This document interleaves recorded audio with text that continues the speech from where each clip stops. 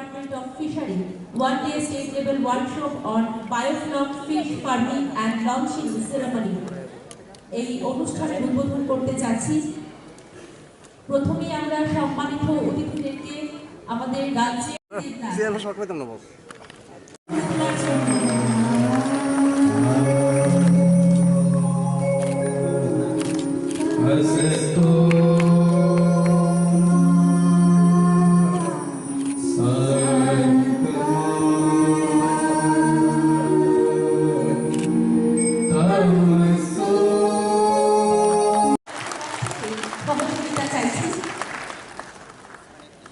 আমাদের অনুষ্ঠানের মুখ্য উদ্বোধক রাজ্যের মাননীয় মুখ্যমন্ত্রী শ্রী বিপ্লব কুমার দেব মহোদয় আমাদের মাঝখানে আছেন উপস্থিত।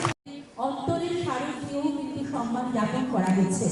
তার সাথে আছে প্রধান অতিথি আমাদের রাজ্যের মাননীয় মন্ত্রী মৎস্য জনজাতি কল্যাণ দপ্তরের শ্রী দেবা কুমার জমাতিয়া এবং সভানেত্রী সভাধিপতি পশ্চিম ত্রিপুরা জেলা পরিষদের শ্রীমতী অন্তরা সরকার দেব।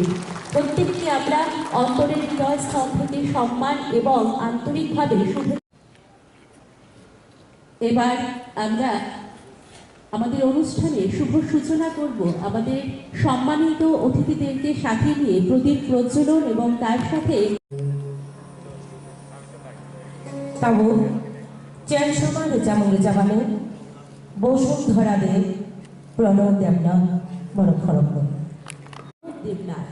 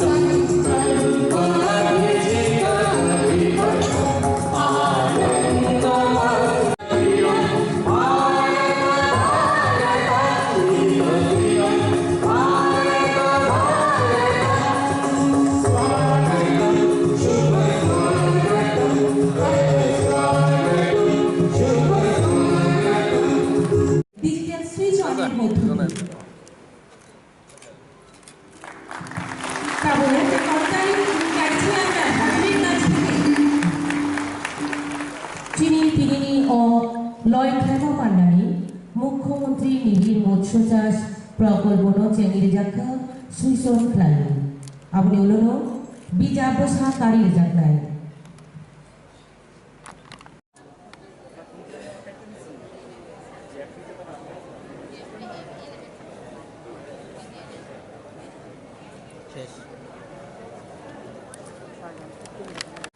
বেড়াই খাতাতো চিনি হাও তামুয়াত আবো চিনিও সেটার আবরণ উন্মোচন হচ্ছে। একটা করতালি চাইছি আমরা।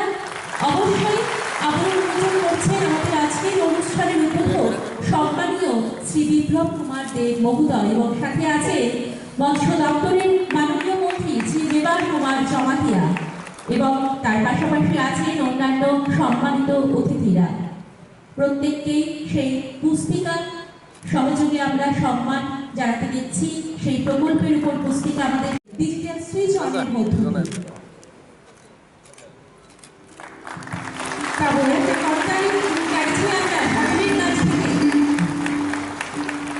চিনি পিনিনি ও লয় খেমা পান্ডানি মুখ্যমন্ত্রী নিবিড় মৎস্য চাষ প্রকল্প চেঙ্গির যাত্রা সুইসন খেলায় আপনি হলেন বিজাবসা কারির যাত্রায়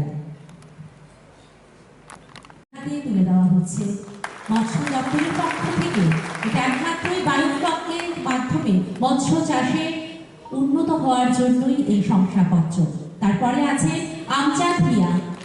অনুরোধ করছি আমজাদ মিয়াকে আপনি সামনে চলে আসুন। আমজাদ মিয়া, আমরা মাননীয় মুখ্যমন্ত্রীর হাতেই আরেকটি সম্মান দেওয়ার চেষ্টা জানানো করছি।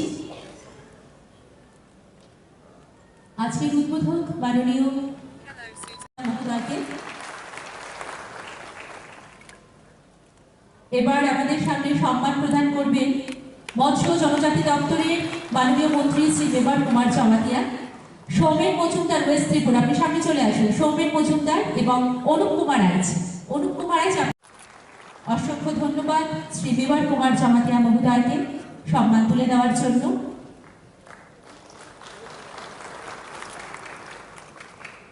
অনুপ কুমার আইচ, আপনি চলে আসুন।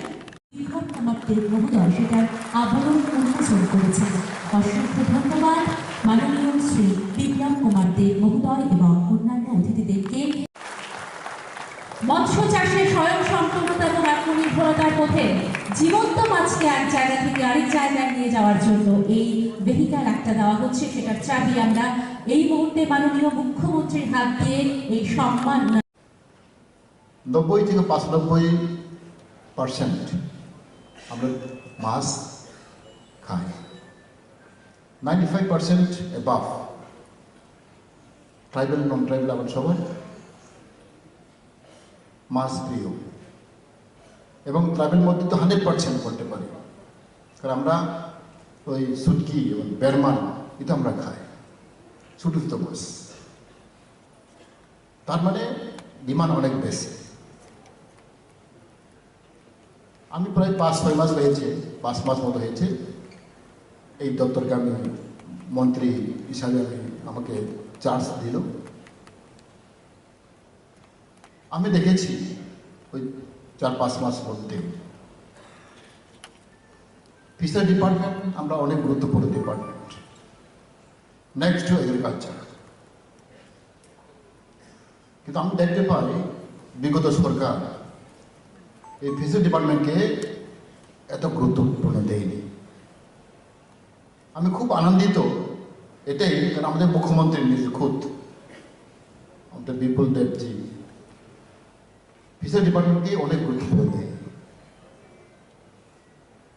এবং আমাদের ডিপার্টমেন্ট সবার এখন অনেক খুশি। আমাদের নতুন সরকার হওয়ার পরে আমাদের ফিশারি ডিপার্টমেন্ট অনেক গুরুত্বপূর্ণ পেয়েছে, কারণ আমরা জানি ত্রিপুরা হচ্ছে hill and plain area. Hill এরিয়াতে আমাদের অনেক ছোট ছোট দাম আছে, চেক দাম আছে। আপনি গিয়ে দেখুন ফরেস্ট ডিপার্টমেন্ট থেকে, আমি তো প্রয়োজন ছিলাম 4 বছর, আমরা অনেক চেক দাম বানিয়েছি, নেল অ্যারাউন্ড 2,000 মতো, কিন্তু সেটাকে আমরা ইউজ করতে পারিনি সঠিকভাবে। আমরা এই চেক দামগুলোকে আমরা দেখাশোনা করতে পারিনি। ওয়াটার বডিস,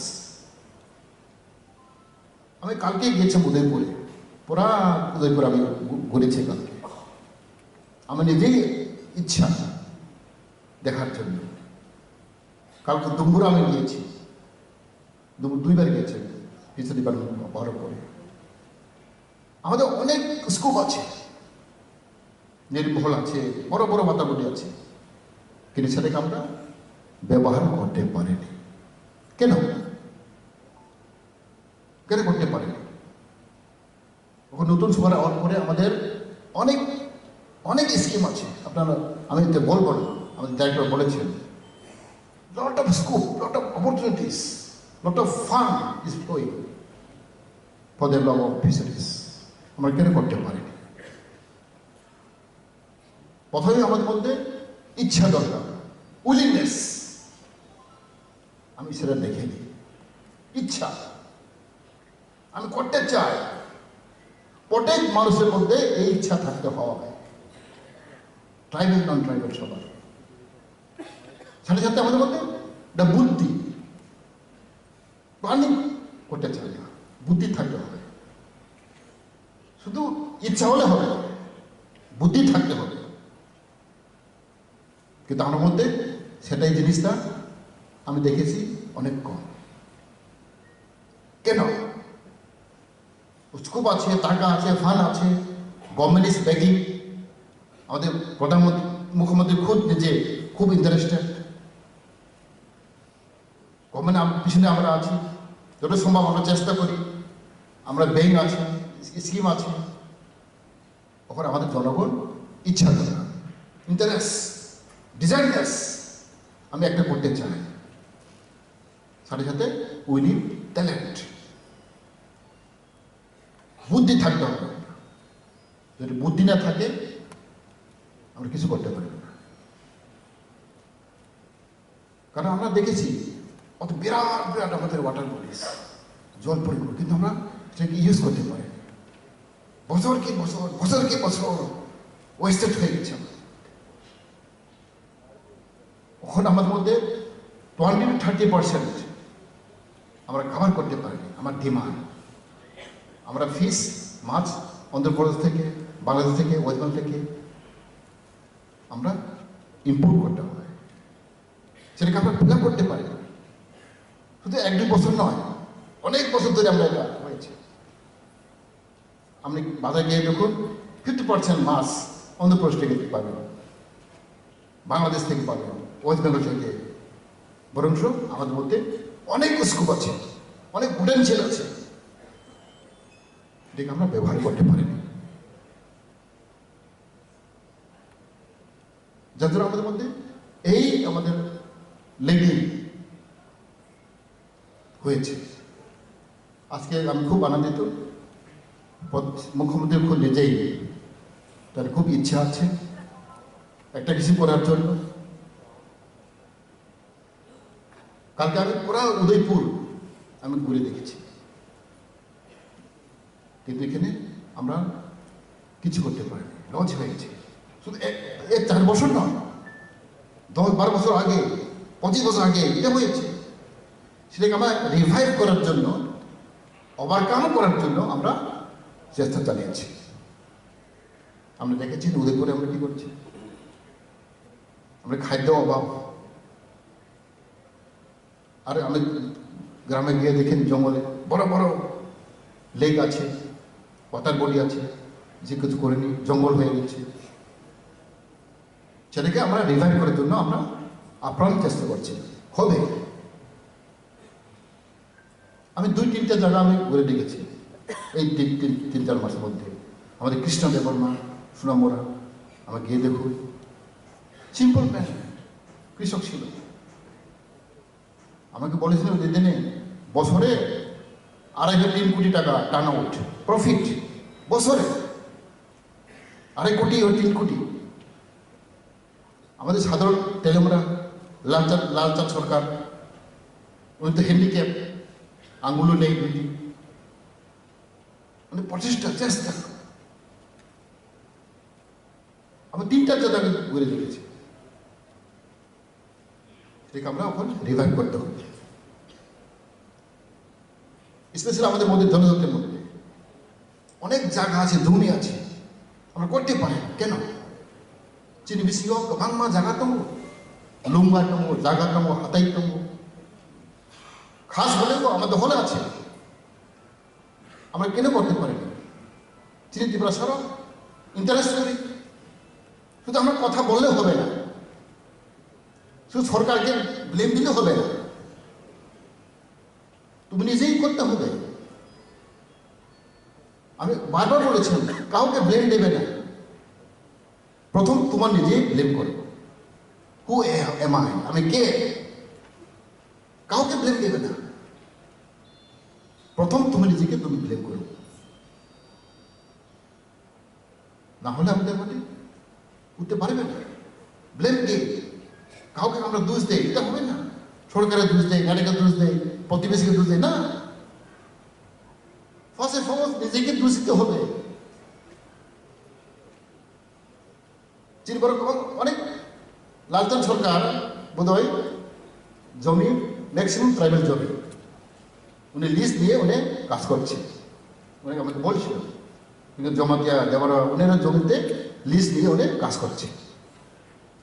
জমি থাকলেও টিলা থাকলেও আমরা করতে পারি না। কেন? ওখানে নিউট সিস্টেম আছে, বাইফার সিস্টেম আছে। আমি তো বলি দেখেছি, বলে 1 সপ্তাহ আগে আমি গেছি এখানে লঙ্কা মোড়া। আমি জানি না তাই এখানে আছে না কিনা। একটা ইঞ্জিনিয়ার ছেলে, বাঙালি ছেলে, ইঞ্জিনিয়ার, ইয়ং, উনি চাকরি করতে চাই না। বাইফার মধ্যেও একটা আধুনিক বাইফার সিস্টেম, ছোটো না, এটা বড়। আমাকে বললো কি নাম জানেন, বাঙালি ছেলে, ইঞ্জিনিয়ার, 3-4 লাখ কামাই। আমার করতে পারে, ইচ্ছা হতে হবে, সাহস থাকতে হবে, প্লাস বুদ্ধি থাকতে হবে। আমরা অনেক কিছু আছে যে নেক্সট এগ্রিকালচার আমরা করতে পারবো, কেন করতে পারবো না? তো আজকে আমাদের ওয়ার্কশপ, একদিন ওয়ার্কশপ, আমি আশা রাখবো আমাদের মধ্যে ব্লেম গেম না খেলে, ওদেরকে দোষ না দিয়ে আমাদের দিকে দোষ দেন। শুনে সেলফ রিলায়েন্স আমাদের মধ্যে থাকতে হবে, স্পিরিট থাকতে হবে, এই মানসিকতা থাকতে হবে। বারবার বলেছেন মুখ্যমন্ত্রী স্বনির্ভর, অনেকগুলো স্কিম আছে, এই স্কিমকে আমরা অ্যাভেল করতে পারি না, সুযোগ নিতে পারি না। কেন? আমরা জানি না, আমাদের তো বুদ্ধি নেই। অনেকগুলো স্কিম আছে, আমাদের দায়িত্ব আরো বলবো, lot of scope, lot of opportunities available, সেটাকে আমরা ইউজ করতে হবে। কারণ আমরা ত্রিপুরার মধ্যে এইগুলাকে আমরা সঠিকভাবে আমরা করতে পারিনি। আমি আশা রাখবো আমাদের সরকার বরাবর আমাকে থাকবো, আমাদের মুখ্যমন্ত্রী খুব যে খুব ইন্টারেস্টেড, আমি জানি তাদের উদ্যোগে অনেক কিছু হয়েছে। উনি short time, period of time, মাত্র 3 বছর আমরা কাজ করছি, 2.5 বছর কাজ করছি। 1 বছর আমরা করতেই পারি করোনা ভাইরাস, 3 বছর মাথায় যেটা আমরা করেছি, I can challenge any government, any political leaders, উনি করতে পারেন। উনি শর্ট পিরিয়ড অফ টাইম যেভাবে আমরা করেছি, মুখ্যমন্ত্রী লিডারশিপ আন্ডারে, আমি চ্যালেঞ্জ করতে পারি, কেউ করতে পারবে না। কারণ আমাদের মধ্যে ইচ্ছা আছে, he want to do something for people of Tripura, এটা আমরা জানি। আমি এতে আশা রাখবো আপনারা ভালো থাকুন। এগেইন মাই রিকোয়েস্ট, অনুরোধ থাকবো আমাদের মধ্যে শান্তি বাতাবরণ থাকতে হয়। If there is no peace in community, in locality, আমরা যে কোনো উন্নতি করতে পারবে না। Peace is very important. শান্তি সম্প্রীতি আমরা রক্ষা করতে হয়। এই কথা বলে আমি আবার আমার অশেষ ধন্যবাদ, যতন খুলুমকা, নমস্কার। বলে একজনও পাওয়া গেছে না। 2018-র পর এখন জলের কানেকশন কার কার বাড়িতে আছে হাত তুলে দেখি, দেখাবে। কানেকশনে পয়সা নিয়েছে, জল আইনি। অনেক জায়গাতে প্রেসার কম আছে, আমাকে বলবেন, আমি জানি।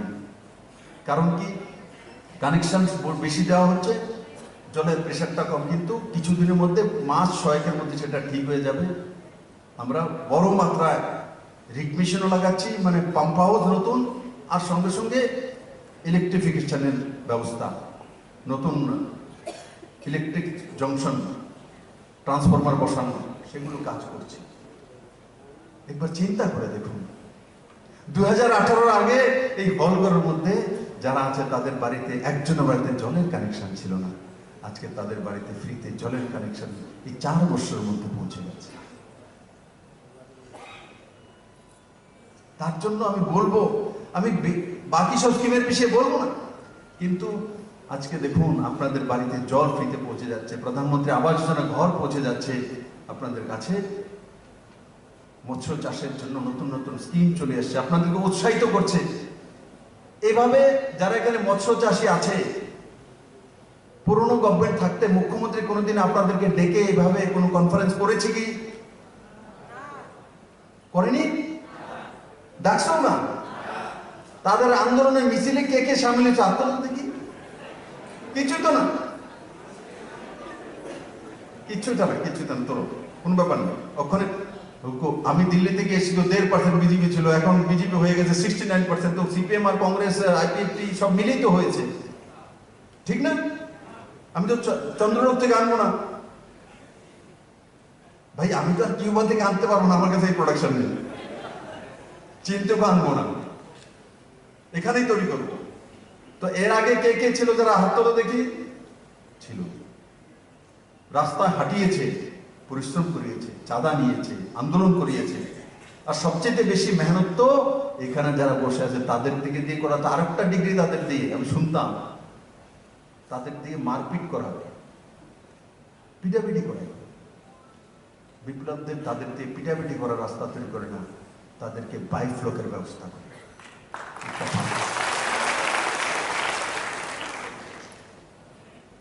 এটার মধ্যে তফাৎ। এরা যে পরিশ্রমী, এরা যে সাহসী, তার জন্য বিপ্লব লাঠি তুলে দেবে না, বোম তুলে দেবে না, তাদের হাতে বায়ুফ্লক তুলে দেবে, তাদের হাতে রোজগার তুলে দেবে। তারা যে পরিশ্রমী, তো পরিশ্রম করে রোজগার করে তার ব্যবস্থা করেছে সরকার। তাই বন্ধুরা, এক দিবসের শিবির রয়েছে আপনাদের এখানে। আমি আপনাদেরকে বলবো, যে যে বিষয়গুলি তুলে ধরেছি, যখন আপনারা যে পুকুরের কাছে বসে আছেন, পাড়ের মধ্যে 10 জন লোক বা 5 জন লোক কথাবার্তা বলছেন, সেই বিষয়ে আলোচনা করা। যে মোদি আছে বলে জীবন বেঁচে গেছে, আর এই সরকার এসে কি কি করেছে তার বিষয়ে আলোচনা করা। আজকে সোশ্যাল পেনশন প্রায় 4 লাখ লোকেদেরকে 50-52 বছরে 4 লাখের কাছাকাছি লোকের কাছে পৌঁছেছিল পুরনো সরকার। 300, 500, 700 টাকা করে ভাতা পেত। প্রথম দফায় এসে 1000 করে একসঙ্গে সবগুলোকে আমাকে কিন্তু করতে হয়েছে। 10,000, 5,000 করে আমি বেড়ে নিই, আমাকে একসঙ্গে 4 লাখের জন্য ব্যবস্থা করতে হয়েছে 1000। আর এবার বাজারে ঘোষণা করেছি যে দুর্গাপূজার আগেই সমস্ত ভাতা 2,000 টাকা করে, তার মানে 3 গুণা বাড়ানো, 3 গুণা। ছোট বিষয় নয়।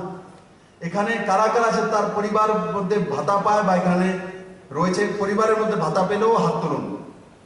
পরিবারের মধ্যে ভাতা পায় কারা আছে? সবাই জানে তো 2,000 টাকা হয়ে যাবে? বাড়ির বড় বুজুর্গ জানে তো? খুশি হয়েছে নি?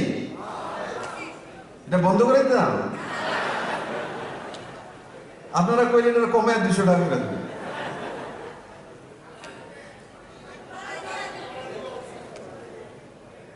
এখন আর আন্দোলনে বাড়াতে হয় না। মহিলা এখানে আছে কিছু, আমার কোন মহিলা বলতে পারবে যে 33% রিজার্ভেশনের জন্য আমার কাছে কোনো অ্যাপ্লিকেশন দিয়েছে? কেউ দেয়নি। বিনা আন্দোলনে 33% রিজার্ভেশন মহিলাদের জন্য হয়ে গেছে। আর যারা পুরুষ আছে তাদের ভয় পাওয়ার দরকার নেই। 33% রিজার্ভেশন ব্যাকলগ নেই। যদি মহিলারা না আসে তো পুরুষ সেখানে ঢুকতে পারবে, তার রাস্তা আছে।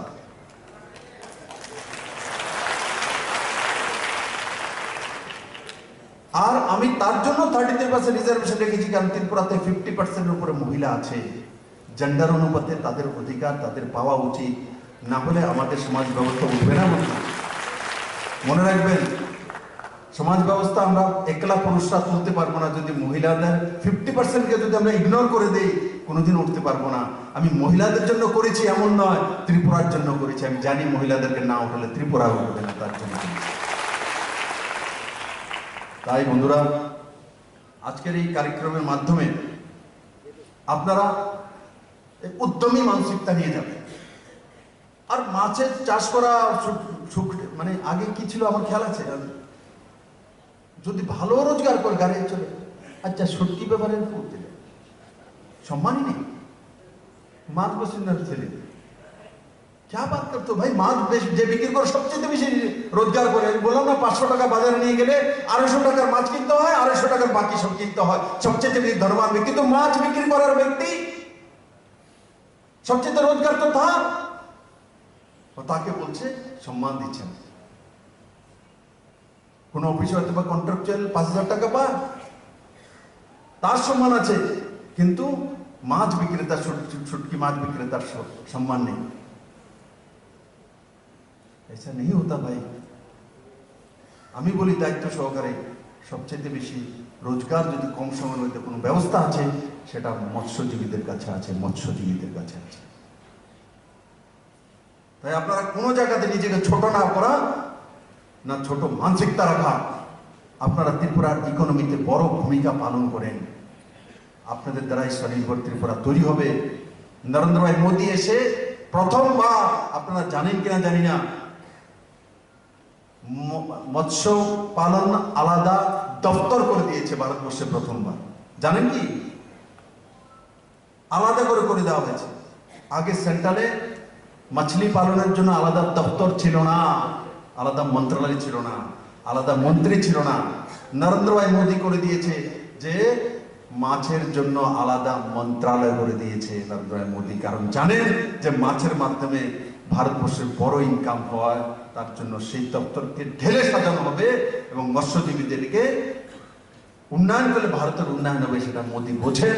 তার জন্য এইবার যখন সরকার হয়েছিল 2019-এ, প্রথমবারে ছিল না, এবার তার মন্ত্রণালয় আলাদা করে মন্ত্রী দিয়ে দিয়েছেন আপনাদের সার্বিক উন্নয়নের জন্য। তাই বন্ধুরা, আপনারা ভালো করে কাজ করুন আর পজিটিভিটির সঙ্গে একে অপরকে সাহায্য করুন। বায়োফ্লকের মাধ্যমে চাষ যদি কেউ জানে, অন্য যদি না জানে, তাকে সাহায্য করা।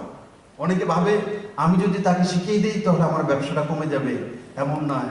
আপনি যদি শিখিয়ে দেন, 10টা লোক যদি একসঙ্গে ব্যবসা করে, তো আপনাদের ব্যবসা বিজনেস বাড়বে। দেখবেন যেখানে দোকান, এক ধরনের দোকান 20-25টা মানুষ কেনাকাটি করার জন্য ওখানে চলে যায়।